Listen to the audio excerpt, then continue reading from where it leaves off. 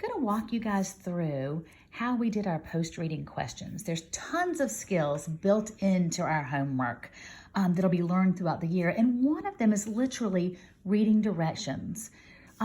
Post-reading questions. After you finish reading Ban This Book, choose 3 questions from the post-reading questions list and answer them on a separate sheet of paper. Great. Ren, the first time you read this, did you catch that it said 3 questions? Not really. No. So one thing I'm trying to teach kids to do is to slow down and read carefully the directions. Some of us move really super fast and we miss things. And if you didn't read that, you might answer all those questions and it would have taken a long time. Another thing is I put it on a separate sheet of paper. So Ren has a separate sheet of paper and he's doing that. All right, let's walk through a question that you did, Ren. Number 5? Yes. Okay, one way that we walked through the question was he said, let's look at all the different parts of the question. There's a lot here. They don't have to answer every little bit, but it gets them going. In the course of the novel, Amy Ann learns to speak up for herself. What other characters find ways to better express themselves as the story comes to an end? And how does that fight against banning books help these characters find their strength? Okay, Ren, let's see how you started out with. What'd you have at first?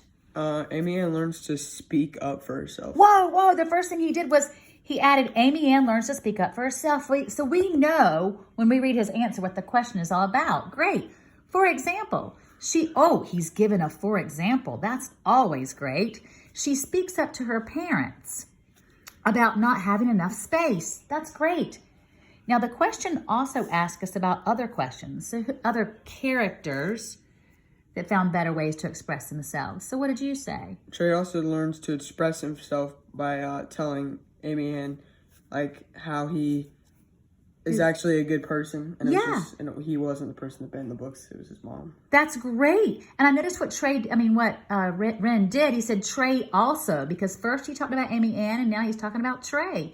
And he says how Trey learns to express himself. And he told us how Trey told Amy Ann. That's great. The next part says, is asking us about how this story can help people to learn to express themselves. And Ren wrote, when the books are being banned, these kids are really upset because they care so much. That's true. They gather up the strength to do something. Yeah, which includes sitting in the bathroom and filling out forms to ban books all day. Yes, so Ren's telling me how these people found their voice. That is one way to help your child walk through these questions. It's also a great chance to just sit with them and not look for perfection, but say, oh yeah, don't forget to put a capital at the beginning of your sentence, or don't forget your period.